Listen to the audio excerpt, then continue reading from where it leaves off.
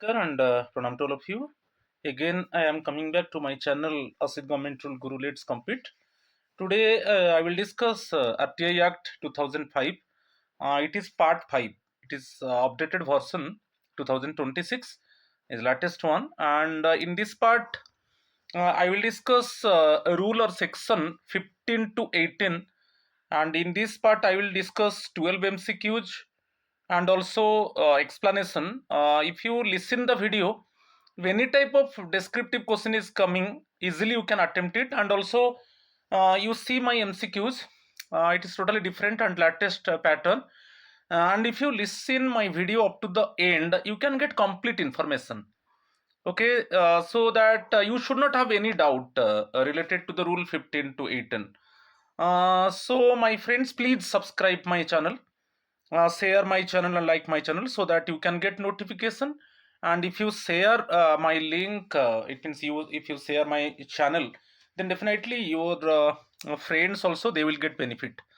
Join my WhatsApp number. It is 8327782034.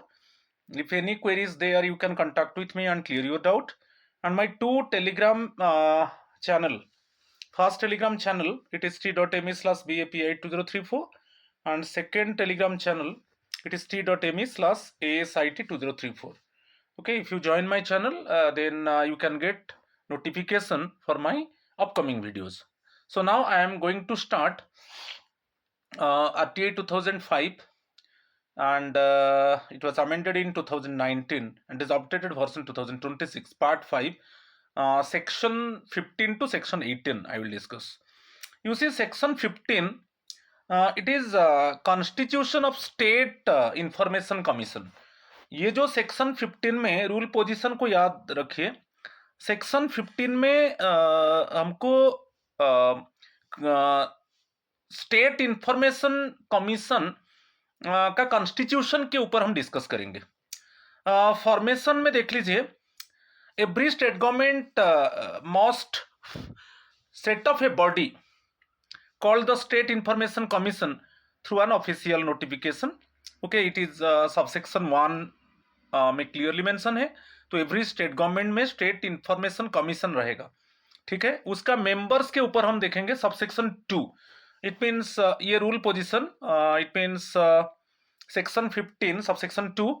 The commission consist of like central information commission. Similarly एक state chief information commissioner रहेगा, एक chief रहेगा, और up to 10 information commissioners. तो एक chief और up to 10, not exceed 10. ये बहुत इंपॉर्टेंट है. तो 1 state chief information commissioner SCIC and up to 10 SICs. It means state information commissioners. अच्छा, कमिटी को देखेंगे, ये बहुत इंपॉर्टेंट है. कमिटी जो रूल पोजीशन है section 15 subsection 3. Actually governor, honourable governor appointment देंगे स्टेट इंफॉर्मेशन कमिश्नर्स को, मगर एक कमिटी फॉर्म होगा. कमिटी रिकमेंडेशन करेगा, रिकमेंड करेगा ऑनरेबल गवर्नर को, देन ऑनरेबल गवर्नर अपॉइंटमेंट करेंगे. ठीक है, यदि अपॉइंटमेंट का बात आता है ऑनरेबल गवर्नर करेंगे, मगर किसका रिकमेंडेशन से? एक कमिटी. ओके, तो कमिटी में मेंबर्स जो है, चेयरमैन है चीफ मिनिस्टर, और leader of opposition in legislative assembly, और थर्ड मेंबर है जो ऑनरेबल चीफ मिनिस्टर एक कैबिनेट मिनिस्टर को नॉमिनेट करेंगे. ये 3 मेंबर्स है कमिटी, और ये रिकमेंड करेंगे स्टेट इंफॉर्मेशन कमिश्नर्स. ओके, कौन कौन बनेंगे? कमिटी रिकमेंड करेगा, ऑनरेबल गवर्नर ही अपॉइंटमेंट देंगे. इसमें और एक चीज आपको याद रखना है, यदि कोई officially recognised leader of opposition in legislative assembly नहीं है, तब जो लार्जेस्ट अपोजिशन साइड में जो लार्जेस्ट पार्टी है उसी का लीडर को लिया जाएगा. यदि आपका कोई रिकॉग्नाइज लीडर ऑफ अपोजिशन नहीं है, then the leader of the largest opposition party और group will be treated as leader of opposition. ठीक है, clear? Next one, powers and independence. Rule position देखिए, सेक्शन 15 सबसेक्शन 4. जो पावर है ये autonomous power है. Actually, information commissioners, they do not influence by others. No one can control them. They can take actually some authentic decision. They can take appropriate decision. So they do not be persuaded by others. ये जो state information commission है, ये एक independent body है. Okay, no one can actually put pressure on this commission. वही दिया है. जो मेनली कंट्रोल मैनेजमेंट रहेगा, जो हमारा मेनली जो स्टेट चीफ इंफॉर्मेशन कमिश्नर है, जो चीफ है, वो कंट्रोल करेंगे, मैनेजमेंट करेंगे. और ये जो कमीशन जो वर्क करेगा, ऑटोनोमसली काम करेगा. Okay, and they do not follow any directions of any other authority. ठीक है. अच्छा, क्वालिफिकेशंस को देखेंगे. इंफॉर्मेशन कमिश्नर्स, जो स्टेट इंफॉर्मेशन कमिश्नर्स, इसमें देखिए, मैं सेंट्रल इंफॉर्मेशन कमीशन जब मैं बोला था what is the general qualification of information commissioners, central information commissioners. So यहां पर वही law, science, technology, social service, journalism, management, governance. इसी फील्ड में जो एमिनेंट पर्सनालिटी है उनको बेसिकली जो इंफॉर्मेशन कमिश्नर के आकार में अपॉइंटमेंट दिया जाएगा. चाहे लॉ हो, चाहे science and technology, social service, journalism, management, governance, जो एमिनेंट पर्सनालिटीज है, जो डिस्टिंग्विश पर्सनालिटीज है इसी फील्ड में, ओके, उनको अपॉइंटमेंट दिया जाएगा. नेक्स्ट वन, डिस्क्वालीफाई कब हो जाएंगे? कमिश्नर्स कैन नॉट बी, ये बहुत इंपॉर्टेंट है. एमपी और MLA, member of the parliament की member of the legislative assembly, वो नहीं रहेंगे. कि कोई ऑफिस ऑफ प्रॉफिट उनके पास नहीं रहेगा, कोई पॉलिटिकल पार्टी के साथ उनका कनेक्शन नहीं रहेगा, कि कोई बिजनेस और प्रैक्टिसिंग एनी प्रोफेशन, ओके, कोई वो ऐसा बिजनेस में कुछ और नहीं कर रहे हैं, कि कोई अदर कोई प्रोफेशन प्रैक्टिस नहीं कर रहे हैं. ये सब होगा तो डिस्क्वालीफाई होगा उनका. ठीक है, क्लियर.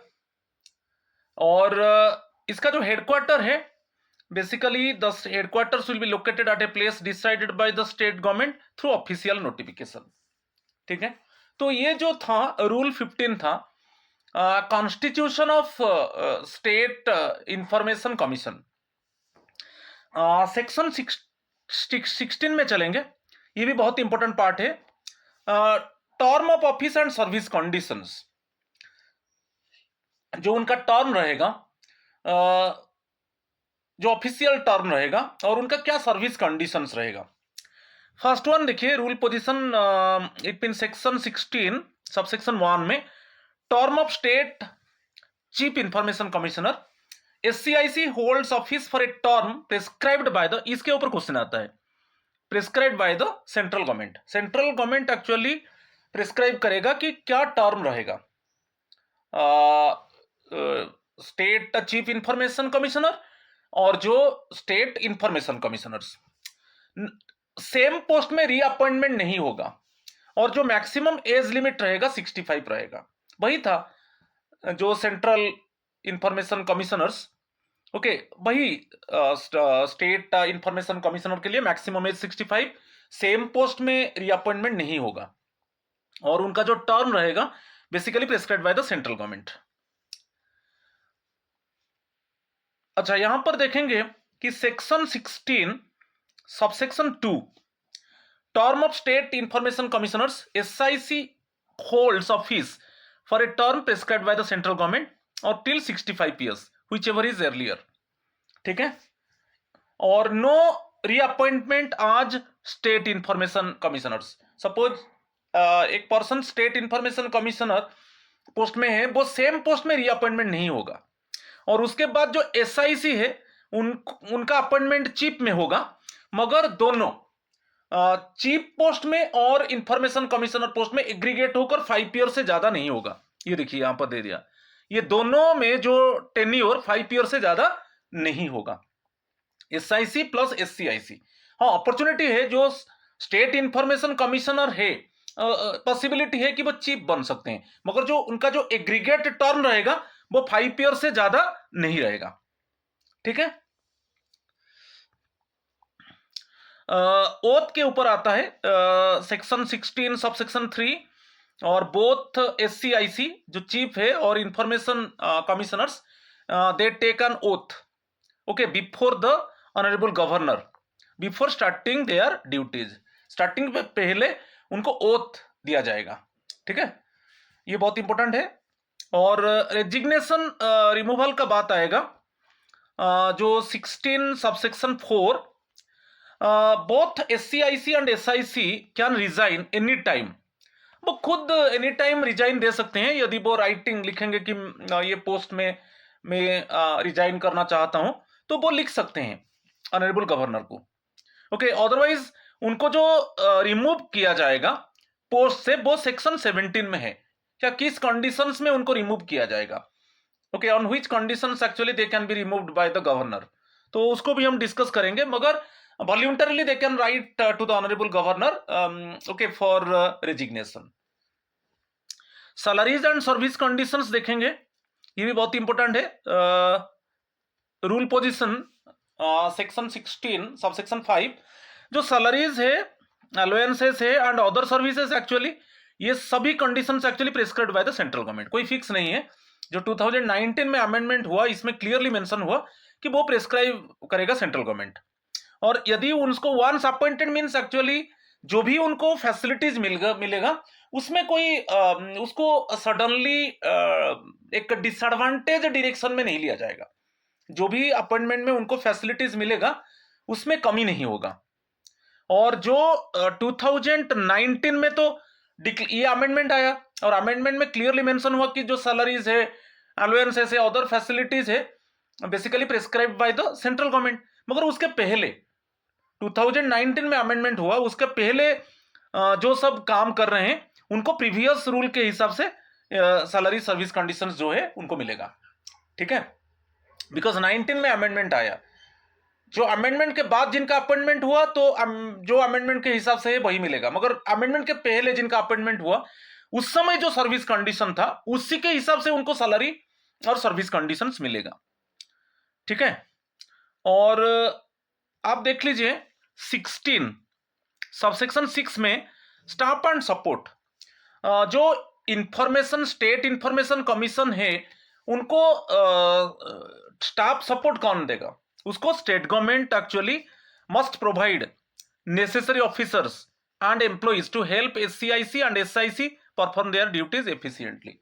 तो स्टेट गवर्नमेंट प्रोवाइड करेगा, ऑफिसर्स प्रोवाइड करेगा जो हेल्प करेंगे चीफ को, चीफ इंफॉर्मेशन कमिश्नर को और जो इंफॉर्मेशन कमिश्नर्स को, ठीक है। और ये जो सपोर्टिंग स्टाफ है उनका भी salary service conditions are also prescribed, ठीक है। तो ये 6 सबसेक्शंस था जो टर्म्स एंड सर्विस कंडीशंस के ऊपर था।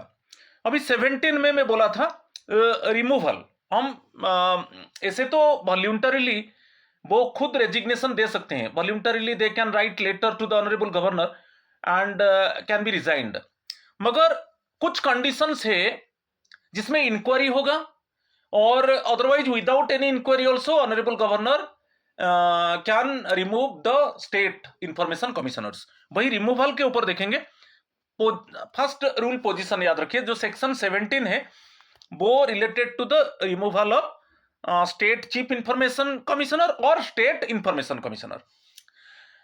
फर्स्ट जो है 17 सबसेक्शन 1 इसमें क्लियरली मेंशन है, देखिए मिसबिहेवियर और इनकैपेसिटी, ये दो रिलेटेड में यदि गवर्नर ऑनरेबल गवर्नर ऐसा कुछ इंफॉर्मेशन उनको मिलता है रिलेटेड टू द मिसबिहेवियर और incapacity of the information state information commissioner, तो वो सुप्रीम कोर्ट को अप्रोच करेंगे कि इसके ऊपर इंक्वायरी किया जाए। तो सुप्रीम कोर्ट उसको इंक्वायरी करेगा और रिपोर्ट प्रोवाइड करेगा ऑनरेबल गवर्नर को। यदि रिपोर्ट जस्टिफाई करता है कि उनको इसी ग्राउंड में रिमूव करना चाहिए तब उनको ऑनरेबल गवर्नर रिमूव करेंगे, मगर इसमें इंक्वायरी होगा। मगर ये दो कंडीशन को याद रखें, मिसबिहेवियर और इनकैपेसिटी केस में डायरेक्टली ऑनरेबल गवर्नर रिमूव नहीं करेंगे। Honourable governor inform to the Supreme Court for inquiry. Then after inquiry, Supreme Court providing report to the Honorable Governor. And if Honorable Governor actually from the report, Honorable Governor detect that yes, ki removal is justified, then Honorable Governor remove the State Information Commissioner. ठीक है, clear? उसका जो subsection 2 है, मैं inquiry के ऊपर बताया कि जब इंक्वायरी चल रहा है इसी ग्राउंड में, मिसबिहेवियर और इनकैपेसिटी ग्राउंड में, जब सुप्रीम कोर्ट इंक्वायरी कर रहा है, क्या उसी समय ऑनरेबल गवर्नर सस्पेंड कर सकते हैं इंफॉर्मेशन कमिश्नर को जिसके ऊपर इंक्वायरी चल रहा है? कर सकते हैं, सस्पेंड कर सकते हैं। ठीक है, तो during the supreme court inquiry the governor can suspend the SCIC और SIC, और उनको प्रोहिबिट करेंगे कि आपको ऑफिस अटेंड नहीं करना है until the report is received. ये भी हो सकता है 2 पॉइंट को, तो इंक्वायरी के टाइम में सस्पेंड कर सकते हैं और ऑल्सो उनको prohibited to attend the office, okay, until the report is received.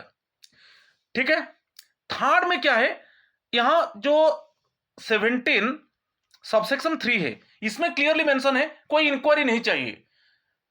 On some conditions, actually, directly, Honorable Governor remove the state information commissioners without any inquiry of the Supreme Court. कौन सा ground में? Suppose adjudged insolvent, ठीक है, आप suppose bank से बोरो किया था और आप पेमेंट नहीं कर पा रहे हो, जो आपको बैंक इंसॉल्वेंट डिक्लेयर किया, कि मोरल टर्पिट्यूड में कन्विक्टेड। ठीक है, कि सपोज आपका ऑफिशियल ड्यूटी के बाद आप जाकर और कहां पर काम करके आपको सैलरी मिल रहा है, पेड एम्प्लॉयमेंट, ठीक है, आउटसाइड ऑफ ऑफिशियल ड्यूटीज, और मेंटली फिजिकली अनफिट। नेक्स्ट है, आपको इंपार्शियल से काम करना है, मगर आप जो फाइनेंशियल और अदर इंटरेस्ट में काम कर रहे हो उसमें इंपार्शियलिटी नहीं है। ओके, फाइनेंशियल और अदर इंटरेस्ट दैट में अफेक्ट देयर इंपार्शियलिटी, क्योंकि आप कुछ ऐसे प्रॉफिट ले रहे हो, कोई गवर्नमेंट कॉन्ट्रैक्ट है उसमें प्रॉफिट ले रहे हो, तो वो इसमें इंपार्शियलिटी नहीं है। तो ये सब कंडीशन में honourable governor can not approach to the supreme court for inquiry, directly honourable governor, okay, remove the information commissioner. ठीक है, क्लियर? ये पॉइंट्स को आपको याद रखना है।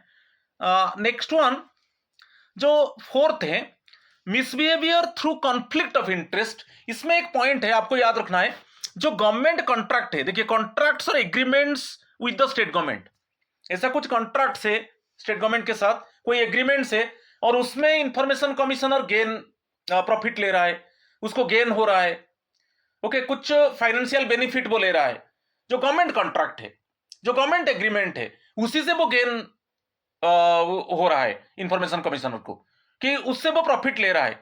इस केस में ऑटोमेटिकली ये माना जाएगा कि मिसबिहेवियर, ओके, पर्सनल गेन। मगर अदर देन सपोज आप एक कंपनी का कॉमन मेंबर हो, कंपनी का एक शेयर होल्डर हो, कॉमन मेंबर हो, उसमें आपको गेन मिला क्योंकि आप पैसा इन्वेस्ट किया है पर्सनली, जो आप इसको छोड़ दीजिए, कोई गवर्नमेंट एग्रीमेंट, कोई गवर्नमेंट कॉन्ट्रैक्ट के साथ आपका लिंक नहीं है, आप एक कंपनी का पर्सनल मेंबर हो और उसका शेयर के ऊपर आप इन्वेस्ट किया है और उसमें आपको डिविडेंड मिल रहा है, प्रॉफिट का एक पार्ट मिल रहा है, वो प्रॉब्लम नहीं है। मगर कोई गवर्नमेंट एग्रीमेंट है, कोई गवर्नमेंट कॉन्ट्रैक्ट है और उससे आप प्रॉफिट ले रहे हो, ये प्रूव होगा तो ऑटोमेटिकली ये मान लिया जाएगा कि ये मिसबिहेवियर है। ठीक है, और मिसबिहेवियर केस में ऑनरेबल गवर्नर क्या करेंगे, इमीडिएटली अप्रोच करेंगे सुप्रीम कोर्ट को इंक्वायरी करने के लिए। तो ये 17 सबसेक्शन 4 को याद रखना है कि गवर्नमेंट कॉन्ट्रैक्ट और एग्रीमेंट में यदि स्टेट इंफॉर्मेशन कमिश्नर कुछ प्रॉफिट ले रहा है और उसको बेनिफिट मिल रहा है, तब उसको मिसबिहेवियर माना जाएगा। ठीक है, 18 देखेंगे कि बहुत इंपॉर्टेंट है सेक्शन 18, कि हमको ये क्वेश्चन होता है कि इंफॉर्मेशन कमीशन जो है उसका पावर्स फंक्शंस क्या है। जैसे हम सेंट्रल इंफॉर्मेशन कमीशन है, ये स्टेट इंफॉर्मेशन कमीशन, तो उनका पावर क्या है, क्या उनका फंक्शन है, okay, what are the powers of information commission and in what way actually they are functioning, इसी के ऊपर आएगा, डिस्कशन करेंगे, बहुत इंपॉर्टेंट है सेक्शन 18। अच्छा, ड्यू टू रिसीव कंप्लेंट्स, ये बहुत इंपॉर्टेंट है। Suppose in central information commission और स्टेट इंफॉर्मेशन कमीशन को कंप्लेंट मिल रहा है from any person who faces problems in obtaining information under the RTI act. Suppose जो आरटीआई एप्लीकेंट्स है उनको प्रॉब्लम है कि जो इंफॉर्मेशन उनको मिल रहा है वो सही इंफॉर्मेशन नहीं मिल रहा है, कि उनको जो पब्लिक इंफॉर्मेशन ऑफिसर को प्रॉपरली कोऑपरेट नहीं कर रहे हैं, कि विद इन जो टाइम लिमिट है, टाइम लिमिट के अंदर उनको इंफॉर्मेशन नहीं दिया जा रहा है, तो इस केस में वो डायरेक्टली कंप्लेन कहां पर देंगे? सेंट्रल इंफॉर्मेशन कमीशन और स्टेट इंफॉर्मेशन कमीशन में डायरेक्टली कंप्लेन करेंगे। तो एग्जांपल्स दिया है, देखिए किस किस ग्राउंड में वो डायरेक्टली कंप्लेन करेंगे जो आरटीआई एप्लीकेंट्स। देखिए फर्स्ट वन, ये पॉइंट सब बहुत इंपॉर्टेंट है। No public information officer has been appointed और योर रिक्वेस्ट वाज रिफ्यूज्ड। कोई एक पर्टिकुलर डिपार्टमेंट में आज आरटीआई एप्लीकेंट, आप एप्लीकेशन डाला कुछ इंफॉर्मेशन के लिए, मगर वहां पर पब्लिक इंफॉर्मेशन ऑफिसर नहीं है और आप जो रिक्वेस्ट किया उसको वो डायरेक्टली मना कर रहा है, ठीक है, डिपार्टमेंट, कि हमारा पब्लिक इंफॉर्मेशन ऑफिसर नहीं है, हम आपको इंफॉर्मेशन नहीं दे सकते।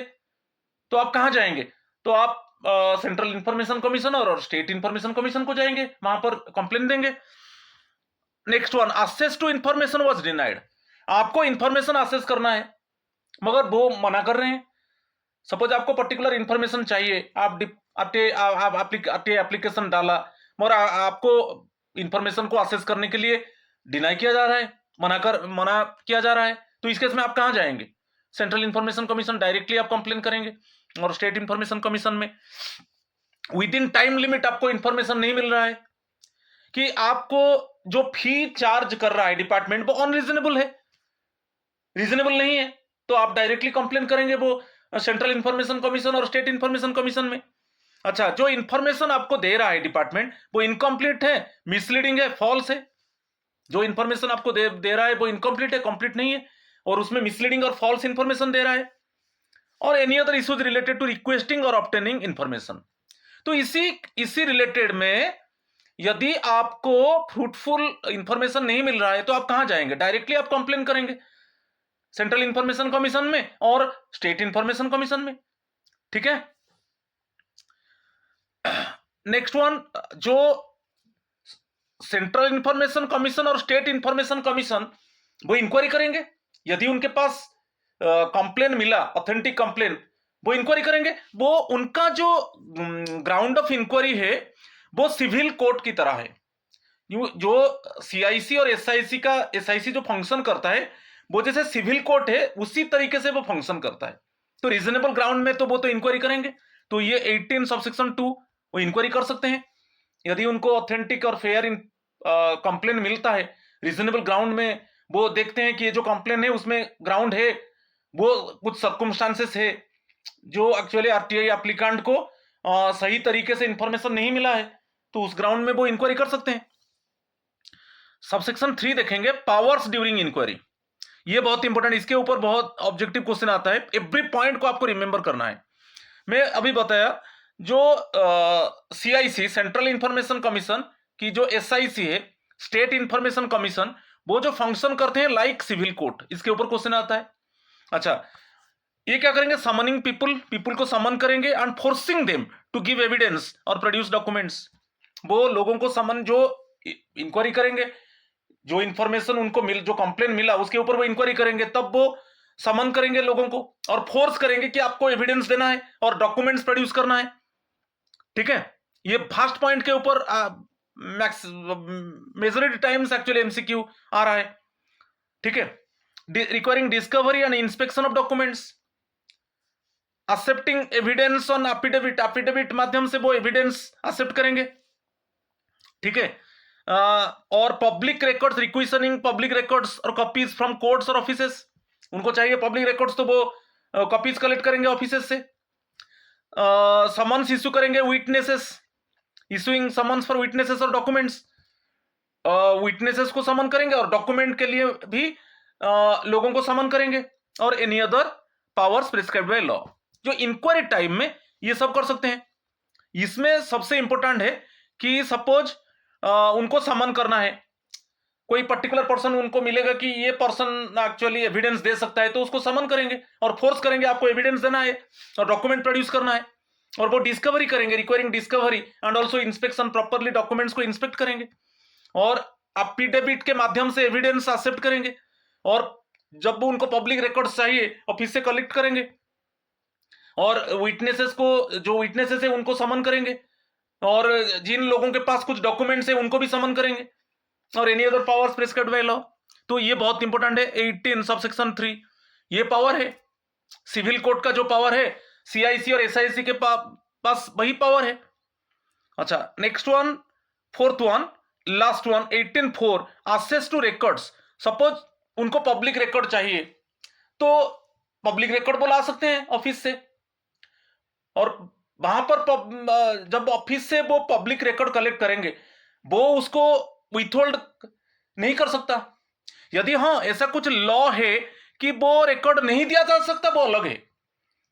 कोई लॉ पर्टिकुलरली है कि नियम के हिसाब से ये रिकॉर्ड एक्चुअली हैंडओवर नहीं किया जाएगा इंफॉर्मेशन कमीशन को, वो अलग बात है। मगर अदर केस में जब भी रिकॉर्ड चाहिए पब्लिक अथॉरिटी से, CIC SIC, it means according to the instruction of CIC and SIC, the public authority must submit the records. Okay, and no record can be withheld during an inquiry. कोई भी record को आप withheld नहीं कर सकते, ठीक है। मगर हाँ लॉ के हिसाब से है कि ये रिकॉर्ड को हैंडओवर नहीं किया जाएगा, वो अलग बात है, ठीक है। तो ये थ्योरी पोर्शन था, ठीक है। अभी हम 12 एमसीक्यूज को डिस्कशन करेंगे। बहुत इजी है, मैं जो डिस्कशन कर लिया आप सुन लेंगे तो आराम से, कोई any type of question is asking easily you can attempt it.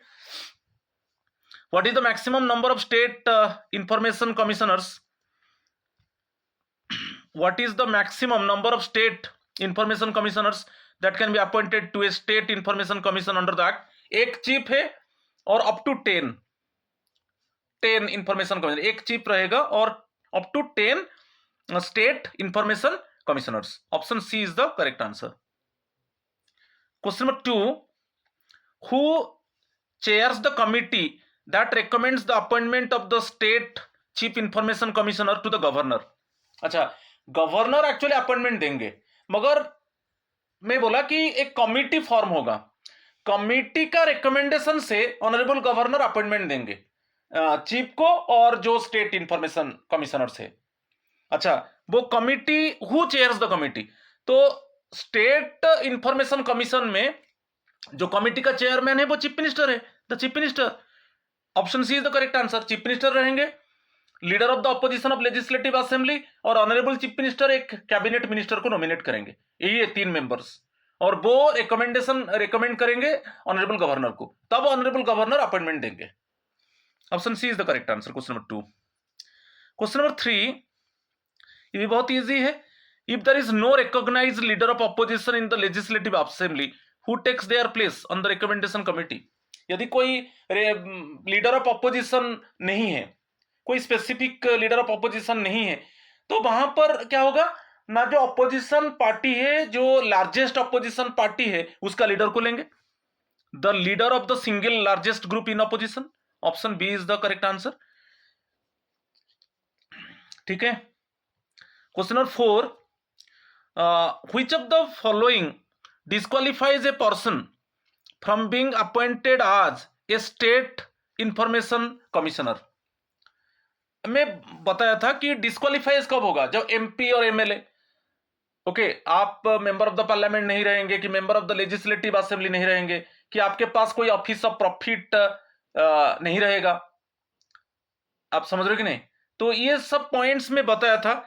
तो इसमें देख लीजिए, having wide knowledge in law, being a person of eminence in public life, having experience in social service, holding an office of profit, इसी case में disqualify किया जाएगा। चाहे holding of office है, प्रॉफिट है, कि एमपी और एमएलए है, कि सपोज आउटसाइड में आप पेड एम्प्लॉयमेंट में इन्वॉल्व है, तो ये सब केस में आपको डिस्क्वालीफाई किया जाएगा। तो option D is the correct answer. Question number 5, to whom does a state information commissioner address their resignation letter? जो state information commissioner voluntarily resign दे सकता है ऑनरेबल गवर्नर को, और वहां पर सेंट्रल केस में ऑनरेबल प्रेसिडेंट, तो यहां पर option B is the correct answer. Question number 6, on which ground can the governor remove a state chief information commissioner और information commissioners after a supreme court inquiry? मैं बताया था आपको, misbehaviour और इनकैपेसिटी, मिसबिहेवियर और इनकैपेसिटी केस में honourable governor वो approach करेंगे सुप्रीम कोर्ट को इंक्वायरी के लिए। सुप्रीम कोर्ट इंक्वायरी करेगा और रिपोर्ट प्रोवाइड करेगा ऑनरेबल गवर्नर को। यदि रिपोर्ट जस्टिफाई करता है कि इंफॉर्मेशन स्टेट इंफॉर्मेशन कमीशन को रिमूव करना है, तब ऑनरेबल प्रेसिडेंट रिमूव करेंगे। ठीक है, तो option C is the correct answer. Question number 7, what powers are vested in the state information commission while inquiring into a complaint. जब इंक्वायरी में बताया था, चाहे सीआईसी हो कि एसआईसी हो, उनके पास पावर सिविल कोर्ट का पावर होता है। जब वो इंक्वायरी करते हैं, उनको डायरेक्टली सपोज आरटीआई एप्लीकेंट जो इंफॉर्मेशन मिला वो सेटिस्फाई नहीं हुए, वो तो डायरेक्टली कंप्लेन लॉज किए कहां पर, सीआईसी और एसआईसी में। तब तो सीआईसी एसआईसी देखेगा कि रीजनेबल ग्राउंड है, रीजनेबल सर्कमस्टांसेस है, जो उनको एक्चुअली इंफॉर्मेशन सही से नहीं मिला आरटीआई एप्लीकेंट को, तो उस ग्राउंड में वो इंक्वायरी करेंगे। और इंक्वायरी जब करेंगे उनका पावर रहेगा सिविल कोर्ट का पावर रहेगा। Option C is the correct answer.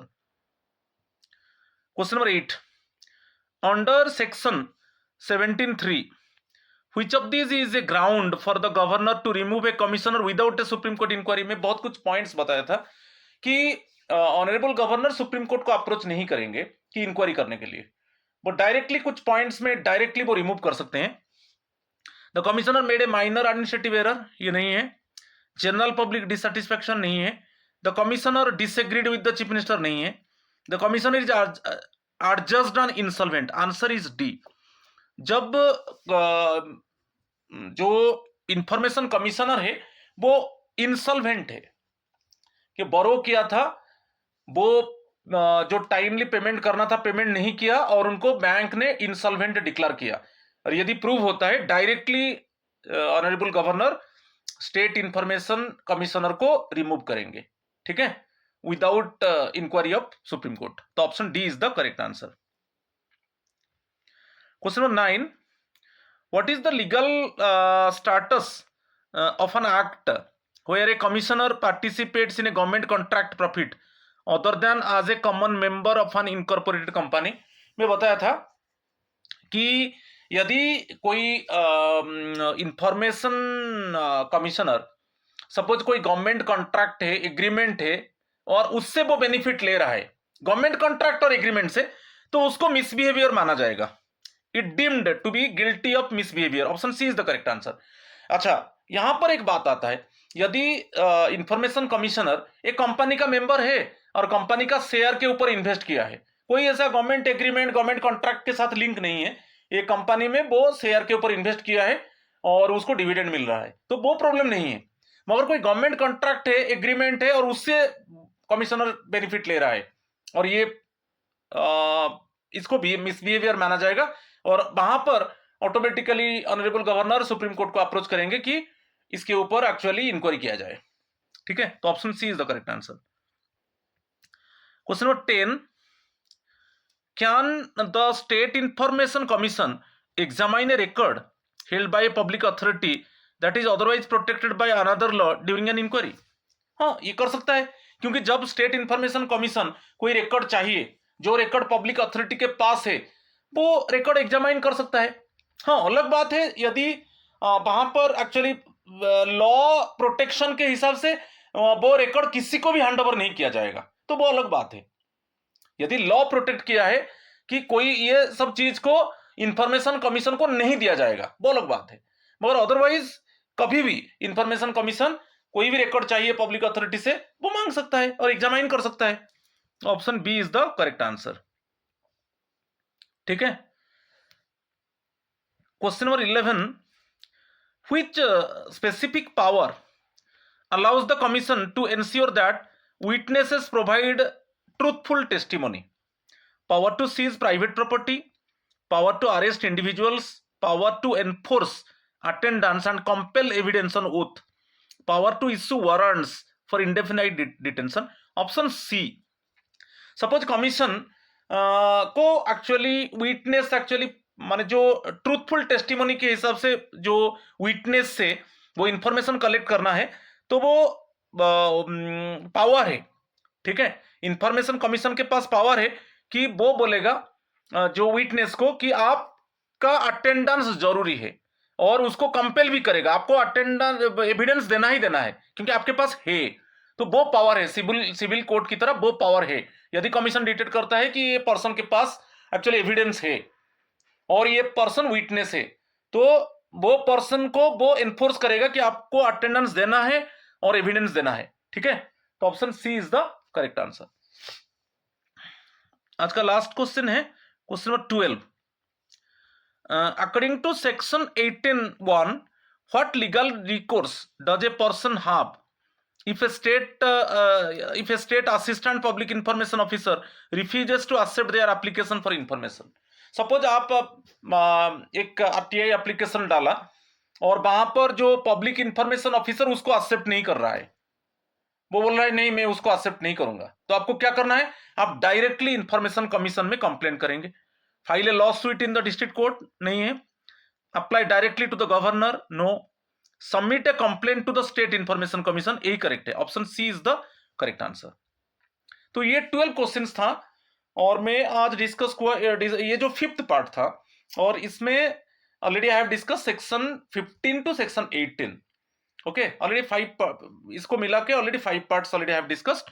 आप वेट कीजिए, फिर मेरा जो नेक्स्ट पार्ट आएगा उसमें सेक्शन 19 बहुत इंपॉर्टेंट अपील रिलेटेड है और बाकी मैं खत्म कर दूंगा, मेरा जो पार्ट 6 आएगा। तो आज इतना ही है, थैंक यू एंड नमस्कार टू ऑल ऑफ यू।